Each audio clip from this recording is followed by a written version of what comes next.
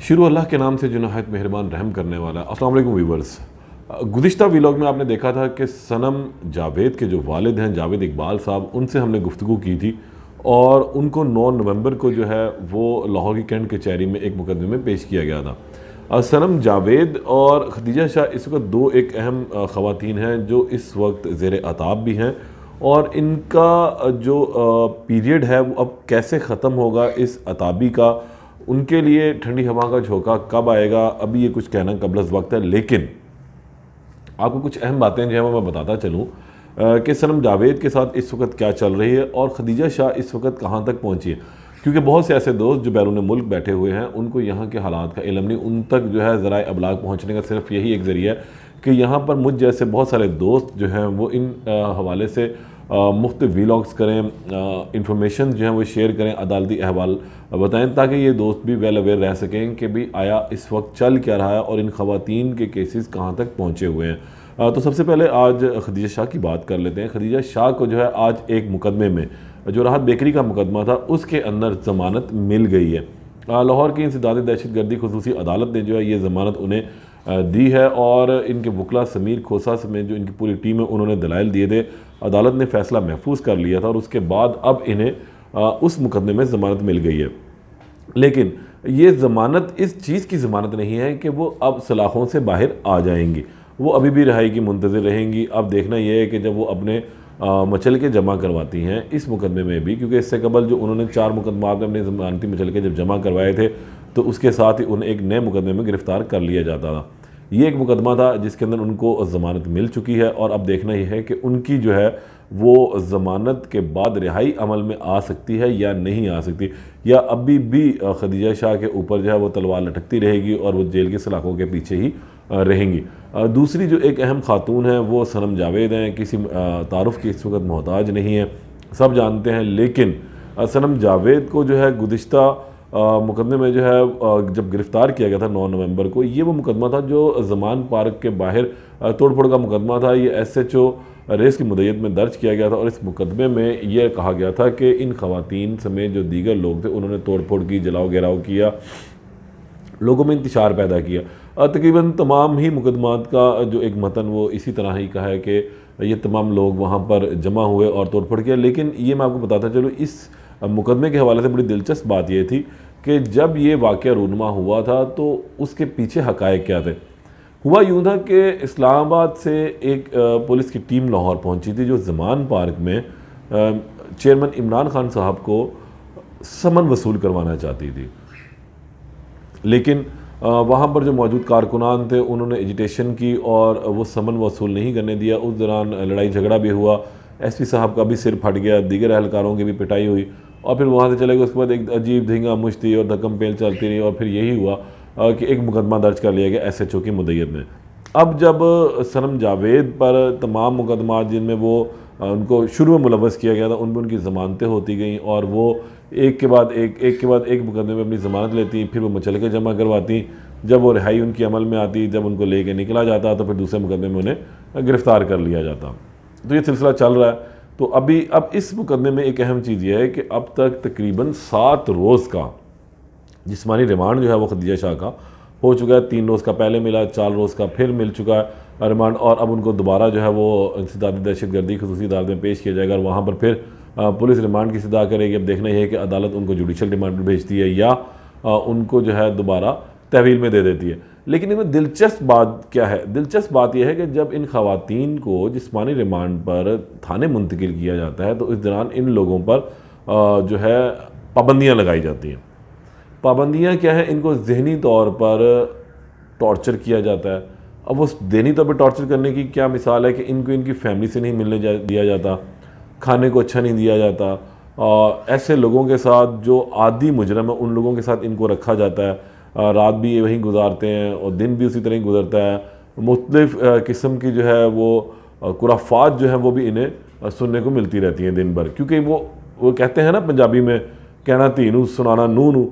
तो होता ये है कि वो पुलिस वाले कहते दूसरे मुल्ज़िमान को सुना इन लोगों को रहे होते हैं। लेकिन अब इन लोगों के असाब इतने मजबूत हो चुके हैं कि शायद ये सब बातें इन लोगों पर असरअंदाज ना होती हों, लेकिन फिर भी जो है इनको फैमिली तक जो है दस्तरस नहीं दी जाती, क्योंकि थाने में होते हैं तो ड्यूरिंग इन्वेस्टिगेशन ये इन पर पाबंदी लगाई गई है आला अफसरान की जानिब से कि ये लोग अपने फैमिली के लोगों से भी मुलाकात नहीं कर सकेंगे, और कड़ी निगरानी भी इस हवाले से इनकी की जा रही है। तो अब सनम के साथ भी यही सूरत हाल चल रही है कि अब वो अभी तक जिस्मानी रिमांड पर हैं, लेकिन इस मुकदमे में जिस्मानी रिमांड देने की वजह जो है वो अभी तक समझ नहीं आ सकी कि आखिर क्यों जिस्मानी रिमांड जो है वो दिया गया। खैर, अब अदालतें हैं वो ज़्यादा बेहतर समझती हैं कि जिस्मानी रिमांड देना है या जुडिशल रिमांड में भेजना है, क्या करना है। तो अभी तक सूरत हाल ये चल रही है, लेकिन इनके वालिद ने जो है इसके अंदर भी इनकी ज़मानत अप्लाई की हुई है, और उम्मीद ये है वो बड़े पुरुमीद हैं कि इसमें भी इनको ज़मानत मिल जाएगी। लेकिन रिहाई के लिए वो अभी तक मुंतज़िर हैं कि ज़मानत मिलने के बावजूद उनकी रिहाई अमल में आएगी या नहीं। इसमें एक अहम बात भी मैं आज आपको बताऊं कि सनम जावेद और खदीजा शाह, इन दोनों ने लाहौर हाई कोर्ट में भी अपनी जो है तौहीन अदालत की दरख्वास्तें दायर कर रखी हैं, जो IG पंजाब समेत दीगर लोगों के ख़िलाफ़ है। कि खदीजा शाह के हवाले से ये थी कि उन पर भी जो मुकदमात थे, जब गिरफ़्तार हुई तो उनके वकील ने एक दरख्वास्त दायर की थी कि जी हमें बताया जाए हम पर कितने मुकदमात हैं। तो अदालत ने जब IG पंजाब से पूछा, IG पंजाब की जानिब से जवाब आ गया। और आज के हियरिंग में भी ये बड़ा मज़ेदार रहा कि जब उनसे पूछा गया कि जनाब आप जवाब आ गया IG साहब का, जस्टिस अली बाकर नजफ़ी के पास ये तौहीन अदालत की दरख्वास्त लगी हुई थी, तो उस पर जो प्रोसिक्यूटर थे उन्होंने कहा जनाब वो 10 नवंबर को जो है वो अदालती तातील थी स्मोक की वजह से, तो इसलिए IG पंजाब का जवाब नहीं आया। जिस पर अदालत ने बरहमी का इजहार भी किया कि भैया आप लोग क्या कर रहे हैं, कब तक चलता रहेगा ये सिलसिला, कब आप लोगों के बंद होंगे। अदालत को ये भी बताया गया कि जो इनकी ज़मानत लगी हुई है ATC कोर्ट में, उस पर जो है 4 मरतबा 4 गुज़िश्ता पेशियों के ऊपर अभी तक जो आयो है इन्वेस्टिगेशन ऑफिसर, उसने रिकॉर्ड ही पेश नहीं किया। वो कहता है कभी रिकॉर्ड कोयटा चला गया, कभी पेशावर चला गया, कभी लाहौर में फ़लानी जगह पर मौजूद है, कभी हाई कोर्ट में मौजूद है, तो वो रिकॉर्ड अभी तक पेश नहीं कर रहा। इस पर अदालत ने बरहमी का इजहार किया कि आखिर कब तक आप लोग ऐसा करेंगे, आप लोग अपने मामलात को बेहतर करें, इन चीज़ों को ख़त्म किया। जिस पर अदालत ने खदीजा शाह की जो कंटेम्प्ट ऑफ कोर्ट की दरख्वास्त थी IG पंजाब के ख़िलाफ़, उस पर 24 नवंबर की तारीख दे दी है। दूसरी जानिब सनम जावेद ने भी यही दरख्वास्त दायर की थी कि जब मुझे भी तफसीलात बताई जाएँ, जिस पर अदालत को बताया गया कि सनम के ऊपर 2 मुकदमात हैं, लेकिन जब 2 मुकदमात में उनकी ज़मानत गई और वो बाहर निकली तो फिर तीसरे मुकदमे में गिरफ़्तार हो गई, और इस हफ्ते तकरीबन 6 मुकदमात में उनकी गिरफ़्तारी डाल दी जा चुकी है, और 6 में ही तकरीबन उनकी ज़मानतें भी हो चुकी है। अब एक 7वें मुकदमे में वो इस वक्त ज़ेर हिरासत है। तो उस पर अदालत ने कहा कि जनाब आप बताएं, उन्होंने कहा इस पर जो जवाब बिल्कुल आ चुका हुआ IG पंजाब का, जिस पर अदालत ने कहा कि अब इस दरख्वास्त को भी, जो मुतफरिक दरख्वास्त है, इसको भी अब आप 24 नवंबर के लिए ही समाअत के लिए मुकर्रर कर दें। अब 24 नवंबर को जो है IG पंजाब के खिलाफ तौहीन अदालत की दरख्वास्त पर कार्रवाई होगी, और देखना यह है कि उसके अंदर अब क्या डेवलपमेंट होती है। सूरत हाल इसी तरह ही चलती रही है। नीचे अदालतों में भी यही सूरत हाल रही कि ये तो हाई कोर्ट की सूरत हाल है, और नीचे जो है वो जो मुल्ज़िमान हैं 9 मई के, उनको शायद थोड़ा सा रिलीफ भी मिलना शुरू हो चुका हुआ है। लेकिन ये रिलीफ आर्जी रिलीफ होता है, एक दफ़ा मिलता है, दूसरी दफ़ा इनको नहीं मिल पाता। ज़मानतें जो है इनकी दायर हुई हैं, ट्रायल हो रहा है, तकरीबन 129-130 के करीब मुल्ज़िमान हैं जिन्होंने दरख्वास्तें दायर की हुई हैं। और अब देखना यह है कि इन मुल्ज़िमान में इनकी जो दलाइल हैं वो जारी हैं, उसके बाद प्रोसिक्यूशन के दलाइल होंगे, फिर ज़मानतों में फ़ैसला महफूज भी हो सकता है या उसी टाइम ज़मानतें होंगी भी। लेकिन साथ साथ इनके अंदर दफ़ात जो हैं वो भी ऐड हुई हैं, जिसके बाद इन लोगों के लिए मज़ीद मुश्किलात बन गई थी। ट्रायल अभी चलना शुरू, मुकदमात का चलान भी जो है वो जमा करवाया जा चुका हुआ है, कुछ मुकदमात का, तमाम मुकदमात का नहीं है। लेकिन जो एक अहम उस पर बात थी वो ये है कि यास्मीन राशिद साहिबा, महमूद रशीद, एजाज चौधरी, उमर सरफराज चीमा समेत जो दीगर लीडरान हैं तहरीक इंसाफ के लाहौर के, वो भी अभी तक जो है वो अदालतों में, जेलों में बंद हैं और अदालतों में ज़मानतों के लिए के भी वो मुंतज़िर हैं। गुज़िश्ता रोज़ यास्मीन राशिद साहिबा ने भी मुलाकात की थी हमने, उन्होंने गैर रस्मी गुफ्तगू भी हमसे की और कहा कि वो डटी हुई हैं। अगर उनके कायद ने कहा कि नवाज शरीफ के खिलाफ इलेक्शन लड़ो, तो ग्वाल मंडी से क्या जहाँ से भी नवाज शरीफ खड़े होंगे उनके खिलाफ वो इलेक्शन लड़ेंगी।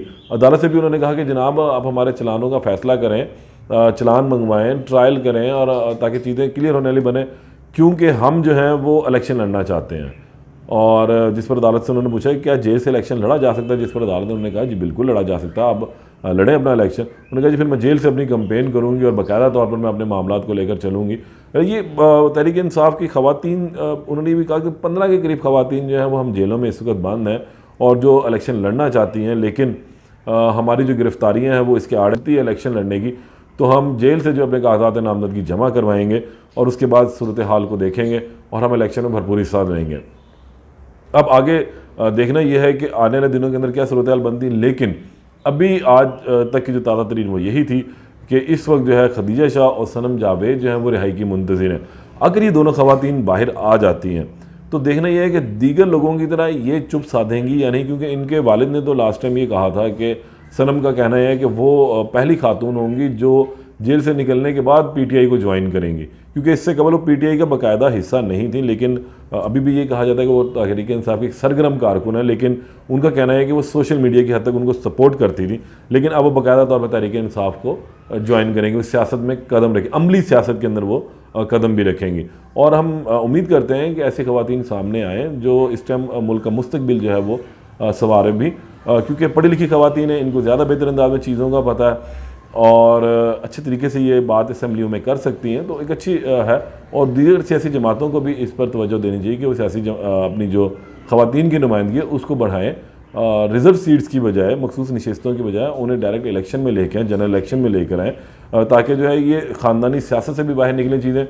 मुस्लिम लीग नून और पाकिस्तान पीपल्स पार्टी कुछ ख़वातीन हैं जो डायरेक्ट इलेक्शन लड़कर जो है वो असम्बली में पहुँची भी, लेकिन वो जिन सीटों से इलेक्शन लड़ती है वो उनकी सियासी सीटें हैं, मोरसी सीटें हैं। उनके आबा अजदाद वहाँ से इलेक्शन लड़ रहे थे, अब वो वहाँ से सियासत में हिस्सा ले रही हैं, तो उस इलाके के लोग उन्हें वोट देते हैं, तो एक मोरूसी सियासत है ये। लेकिन कुछ ऐसी ख़वातीन जैसे सनम जावेद हैं, खदीजा शाह हैं, डॉक्टर यास्मीन राशिद है, ये मोरूसी सियासत के साथ नहीं, ये सरगर्म कारकुन है और उस कारकुन बनने के बाद अभी अपनी अमली सियासत में जो वो हिस्सा ले रही हैं। तो इन लोगों का जो क्राइटेरिया, इन लोगों की जो सोच है वो कदर मुख्तलिफ होगी इनकी बनस्बत। अब आने वाले इलेक्शन जो 8 फरवरी 2024 को उन्हें देखना यह है कि इन ख़वातीन का भरपूर किरदार कैसा रहता है, वो किस तरह अपनी कंपेन करती हैं, क्या वो जेलों से बाहर आ सकेंगी।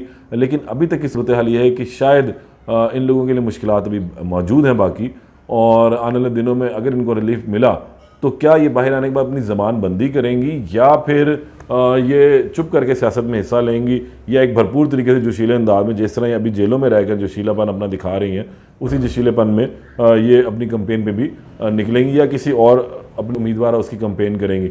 लेकिन ये तो आने वाला वक्त ही बताएगा।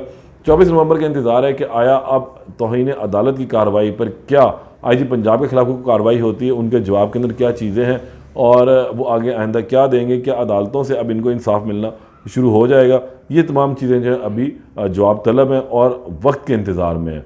अगले वीलॉग तक के लिए इजाज़त दें। अल्लाह निगहबान।